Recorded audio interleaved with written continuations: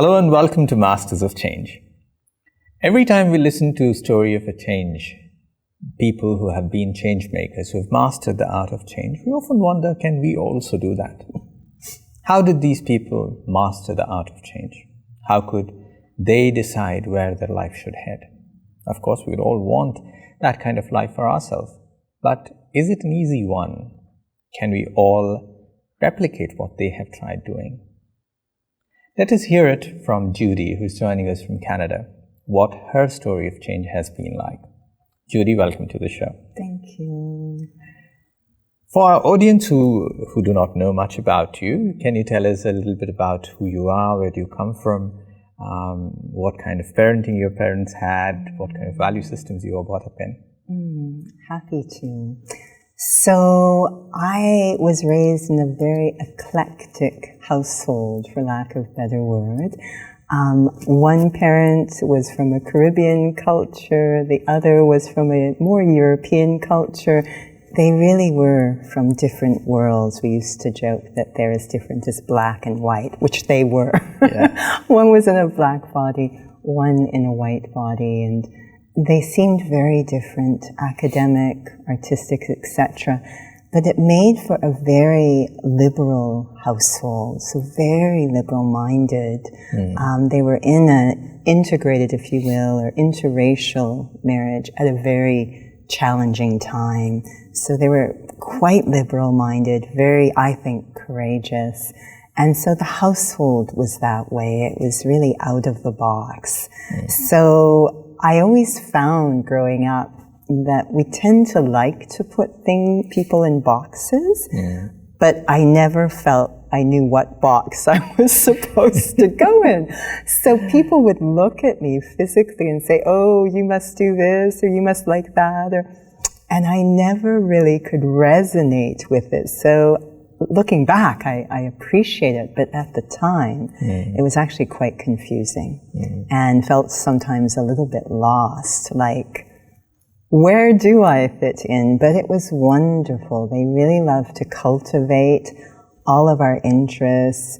You know, we would do ballet and track and field and arts and athletics and academics. And I really deeply appreciate how they raised us. Very, very broad-minded and to really cultivate the total being. So that's how we went through life. We went on for university, and that's when things became quite intense, because in university you're supposed to choose your profession, and I had no idea what was going to become of me. So I enrolled in university. I think I was in economics to start, and didn't make really much sense to me, and that was me. Nothing against economics. I landed up in psychology, moving towards cognitive psychology, because it seemed to be coming closer to a feeling inside that I really wanted to understand the psyche. So that's sort of my journey up until I came to the spiritual study. It often happens to people because most youngsters, when they are brought to a threshold where now they need to make a difficult choice, this is something that could alter the course of their life. And it often happens to youngsters that they would pick up something and then they would say, let's see how it goes and let's see where we land. When we come from a family of people, a group of people who live close by, siblings, family of our parents, grandparents, neighbors even for that matter, we have certain influences that they leave upon us, a value system that slowly develops within us based on the value systems that they are practicing. What was that like for you? What kind of cultural and value systems were you brought up in? Well, that's again why I think it was so unique, because we felt zero pressure. We really, of course there was a value system. Given that it was an interracial marriage, it was very respectful for those outside your culture. So that was huge, was to not see people on the outside, but to really see the heart. That was the main value system, but we felt zero pressure to be a doctor, a lawyer, any of this. In fact, I often joke if souls come to me and they're saying, what convince my child? I say, I'm the wrong person. I say, let them have time to discover themselves, because we felt zero. They were so lovely. They really encouraged whatever we chose to do, but I think there was always this feeling of to honor the self, to give the self time, to really, however much time it took to give it. I never felt any pressure to define myself prematurely. So whatever amount of time it took, they just had a lot of respect for the being. And I was very lucky, I'll add. I had a grade 1 teacher, Mrs. Tillotson, who I think had a deep influence on me.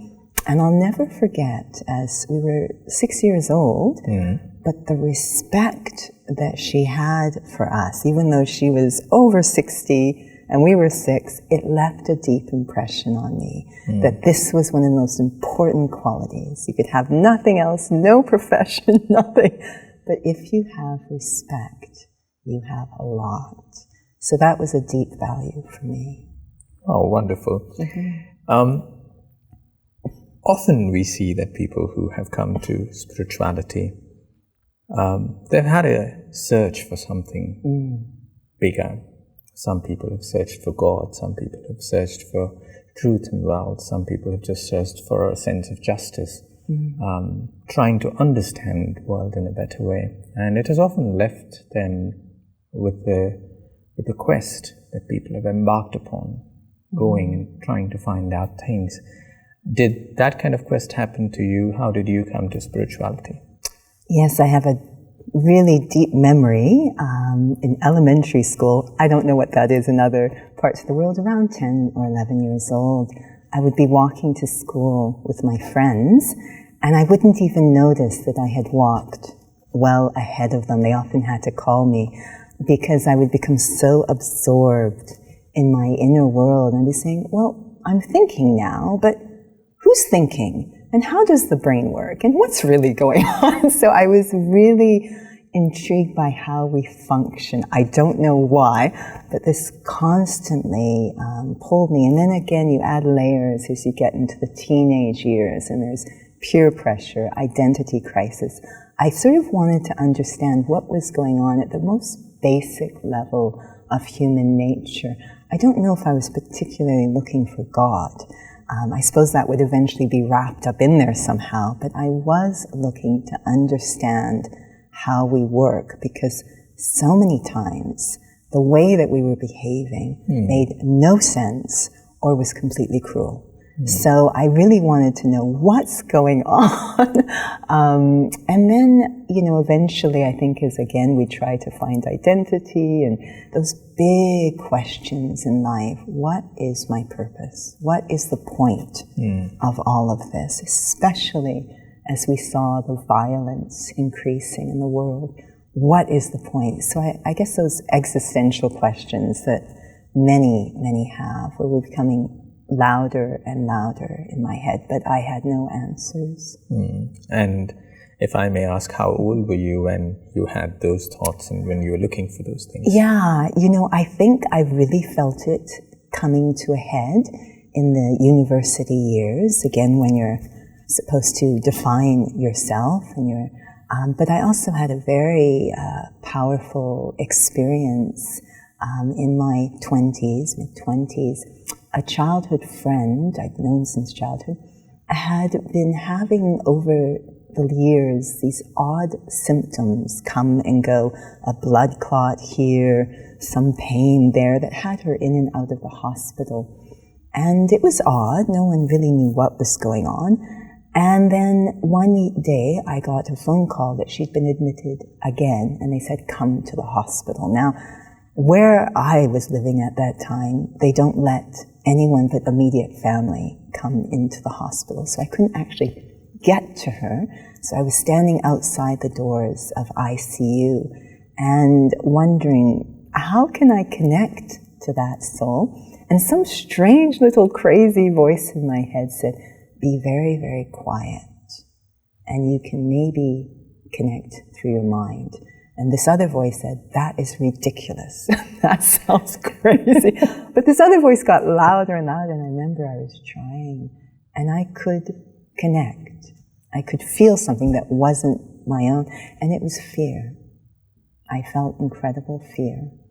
And I was told later that the last look on her face, it turned out she had acute leukemia. The last look on her face was fear. She had no idea what was going on. And that's when it came to a head. The thought in my mind was, I have to figure out this thing called life before I run out of time, because she ran out of time. So that became a very strong, strong feeling. And they say when you have a very sincere thought, the universe moves. So things really changed after that feeling came. Yeah. Your story of coming to the Brahma Kumaris, how did that happen? Because many people who have found the Brahma Kumaris, or that the Brahma Kumaris find them, have happened at instances where many people would feel that it could have been a clear miss, but people still came together, and that instance made a big change in their life. Yeah, they're incredible stories. So it's actually connected to what I just told you. So when this soul passed away, we went to see the family the next day, and the brother, I said, how can I help? And he said, phone her workplace and tell them that she's passed away. Now that is not a phone call anyone wants to make, but she worked at the local YMCA. So I phoned, and I did not grow up with the YMCA in my childhood at all. So this was my first contact. So I phoned the YMCA, I had this very challenging conversation, and then a few months later, I was looking for work, and I never would have seen this little ad, never would have looked at it. It was for a position at the YMCA, the one she had worked at. And I said, that's where she worked. I think I'll check it out. Only because she had worked there. So I called, and I got an interview. And in the interview, it seemed very clear to me that the supervisor did not like me at all, and I was not going to get the job, so I just left. And I got a phone call later that day. It was almost as if the words were being forced out of her mouth. She was like, you have the job. It's like she had to give me the job. And so I was working at the front desk. And at the YMCA, you very often have the same members come every day for a swim or a jog. So there was one member who came every day for a swim. And they were a student of the Brahma Kumaris. So every day it started with, hi, how are you? And then it graduated to deeper conversations, eventually spiritual. And then one day she said, you seem interested in what we've been talking about. There's a free course starting tonight. And every fiber of my being said, there's no way I'm going to that course. Danger, stay away. But I smiled politely, and I took the piece of paper, and I said, the moment she turns to walk away, I am throwing this paper in the garbage, because there's no way I'm going. But something would not allow me to throw it out. I drove to the location that night. I sat in the car forever saying, I am not going into that house. But something pulled me to go in, and the rest unfolded. Wow. It is wonderful to see how people have had that unseen connect of a calling that they did not know where it was coming from and what led them to come and discover the Brahma Kumaris. But doing the course, listening to what understanding they were giving to people, teaching Raja Yoga meditation, what in the Brahma Kumaris really resonated with you? What felt like, okay, this is something that makes sense, and this is something that I would like to do? What is it that really clicked? Well, it's such an interesting question, because I don't think I was conventional. We hear so much, souls come and they loved the atmosphere, they loved the souls, they loved the music. I was very dark cloud. I was like looking, pouting at the back of the room. But the one thing I felt when they said, you are a soul, I don't know what happened in my head, but there was a translation inside that said, this is the place where you can get self-respect. And I don't know if I really knew that was what I had been looking for all along. I really wasn't interested in anything else happening there. But that really touched my heart. And especially because all of my life, it was like, who am I? What box do I fit in? Am I black? Am I white? Am I Jewish? And then to say, you are a soul, it was like, oh, finally, I have an answer. So it touched me very deeply, and that's why I continued. Wow, so beautiful. Judy, when you say that this is something that really touched you, and this is something that you had been looking for, and that was an offering that came out to you, and that certainly made you feel better, and you felt that there is a different understanding that really fits into mine. What changes did you see in your life after coming to the Brahma Kumaris? Definitely there are many teachings and understandings that are new to people, something that they had never heard of. Did you have to make efforts to bring about changes in your life to cultivate these understandings and develop them for better? Well, I don't want to create fear in anyone listening, but I think what I felt most strongly was a bit of a tug of war was unleashed. I was extremely attracted to the teachings. They just made sense. They were the answers to all the questions I had been looking for. I was really attracted. But the reason I think I had said, I'm going to throw that piece of paper out, I'm not going, they also deeply challenged whatever other stuff had accumulated inside. We usually just say ego or lack of self-respect was really threatened. So there was always this push-pull. And I think I had to constantly pay attention internally to revise, why am I doing this? Why am I doing this? Why am I doing this? Because that ego, the attachment to the old, the fear, whatever you want to call it, was always, always lurking. So I found it really pushed me to go very deep and be very authentic and very honest. And there's wonderful attainments through all of that, but I won't lie, it also created brought out a lot of darkness, and had to learn to deal. I think I have had to develop a very compassionate eye towards the self. Ego's a very strict and punitive taskmaster, and when it's challenged, it's not happy. So more than anything, with the self-respect, also self-love, self-understanding, that's been one of the most powerful treasures coming out of this. And I don't think it's unique to Raj Yoga. I think it's something we all need to develop. Judy, when you speak of how this has changed you and how on this process of spiritual exploration, people often have to come face to face with who they are really and what they hold inside. Sometimes good, sometimes not so good, even darker shades that we all encounter when we look within. And we often try to bring light even to those darker regions that we have created in ourselves. How do you see that over the years of practice of meditation? Has it helped you master a certain aspect of change where you could take control over things and say, this is how I would think, this is how I would behave, no matter what situations are around me, I would react in a more peaceful and a positive way. Did you experience those kind of things? Yes. I feel very fortunate, and I mentioned earlier, but I still actually work. I'm a fitness instructor, a graphic designer, and so I feel very fortunate in that I'm still very much in an active life, interacting with all sorts of different souls, and there's so much opportunity to see how I respond to things and what change has there been. And as you're sharing, there's one particular incident that comes to mind. So we were teaching a fitness class, And the fitness classes I teach aren't those calm yogi ones. They're those crazy, noisy, scary ones. So we're teaching such a class, and at the back of the room, there's a soul who's on file as being prone to epileptic seizures.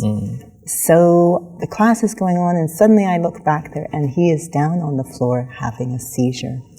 And I remember I didn't really activate, if you will, that spiritual consciousness. And so I started to use a very, if you will, worldly approach. Now, epileptic seizures are quite disturbing for most people to witness. And you have to manage the other people in the class, you have to manage the casualty, you have to do a lot of things simultaneously.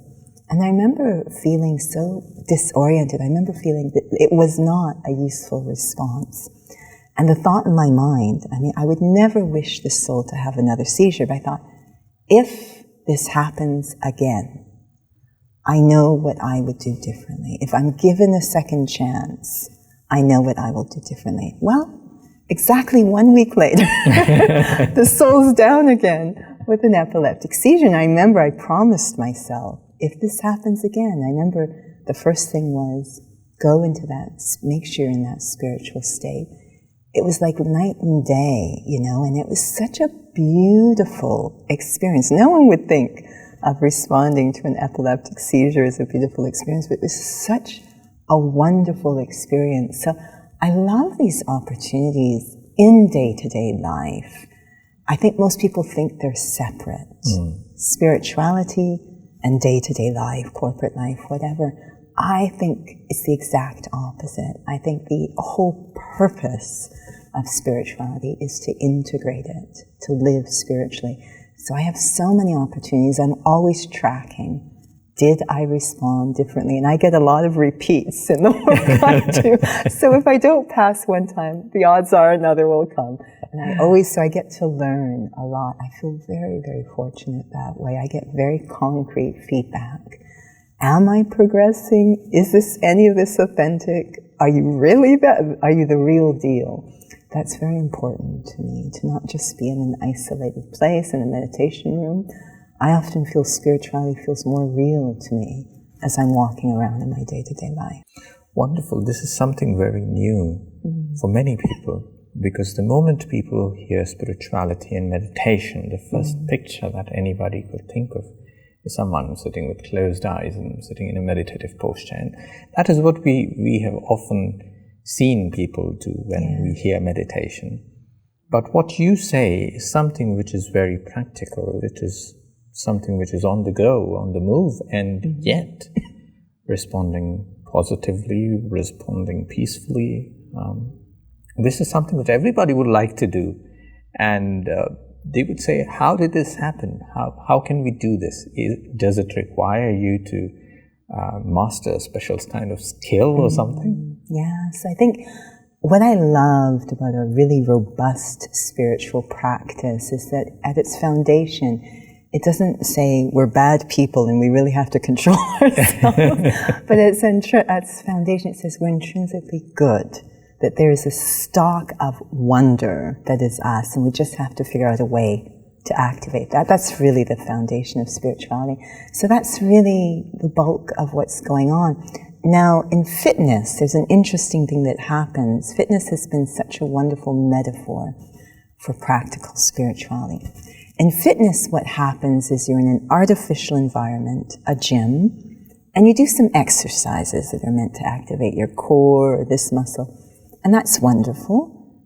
But the point is that it's enhancing your what's called daily acts of living. So if I have to go and pick up a heavy parcel at the store, I want everything I did at the gym to be there for me so I don't put my back out. That's the point.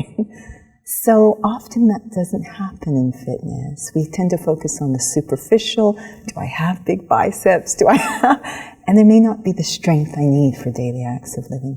The same thing can happen in spirituality. I look really good. I'm sitting really still. I'm looking really yogi. But then the moment I leave the room and someone walks in front of me, I get upset. So I think the only time we can really tell what's happening is when we have to respond in day-to-day life. That's what I've always loved about a robust spiritual life. So what I do when I'm seated, just like in the gym, I focus on certain muscles and building them, exactly the same in spirituality. I'm focusing on certain states, certain internal postures that help me to cultivate that intrinsic goodness. And then the big test, can I hold that as I come into action? Can I integrate? That's really all I focus on. Beautiful. I believe for many people this would be such a motivation to look at spirituality not as a part of daily life where you would practice certain spiritual aspects and that is where it stops. But it is something that is part and parcel of your everyday doing things, different things, but you can integrate that spiritual understanding into everything that you do. Lastly, now you also teach meditation to people. Not only you have learned it, but today you teach and offer the same kind of support in helping people find spirituality, developing an understanding for meditation. What kind of experience has that been? Well, it certainly keeps you honest. You can't give what you don't have. So I think what I love is it enriches my own understanding. It keeps me very honest. And I'm always, again, in fitness, you're always trying to figure out what cue can I give to help souls to activate that muscle. So you're really having to be creative to figure out how can I get them to activate something that they haven't activated for a while. That's gotten a little, if you will, dormant or inactive. It's the same in spirituality. Again, we all have this stuff inside. It's just gotten a little inertia, if you will. It just needs to wake up. So what cue can I give? And it may not be verbal. I find more and more people are looking at how you're behaving, actually. But what cue can I express that will activate what they've already got? So the term education comes from adduce, which means to draw out. So very often we thought education was stuffing stuff in there and remembering stuff. It's not really the true meaning of the word. To educate or teach means you're drawing out what's already there, making sure we have the right catalyst or activators to do that. That's constantly something I'm exploring, and I find the more authentic I am in my own practice, the better able I am to be a catalyst, if you will, able to be an instrument to adduce what souls already have inside. Well, wonderfully. That is so wonderfully said. The purpose is to bring out what is already there inside them and to develop that kind of understanding that intrinsically each one is good. Each person has that light inside, and all we need to do is help them discover that, and we bring that out so that they shine brighter. Thank you, Judy. It is so interesting listening to your stories of how you have seen change and how you do help people to make those changes for themselves, being a catalyst. And I believe that is something that would be a motivation for people to become a catalyst themselves, not trying to change people, but to be that catalyst, helping people to make those changes. That's beautifully said, Sri. Beautifully said. I'm sure there are more stories and more things to ask as well, but the clock says this is where we need to wind up our conversation here. But whenever time and opportunity permits, I believe we would love to listen to more from you. And thank you so much for coming in today and sharing those details candidly to us. Thank you. You're a beautiful interviewer, so thank you. Thank you so much. That was this episode of Masters of Change. When we look at change, today we have developed an understanding that is better off from where we started. Judy's story talks about being a catalyst. Such a beautiful way of looking at change, of inspiring people, motivating them. Often we want to take charge of other people's lives, guiding and commanding them, this is what you should be doing. And sometimes people who are on the other end would feel that this is not something that I am capable of. But if you could look at the capacity, if you could look at the divinity that the soul holds, the light that lies within, we could become the catalyst to bring that light out, to give them an opportunity to shine. That's all on this episode, and the next episode we'll come again and see and listen to another story of change. Until then, take care.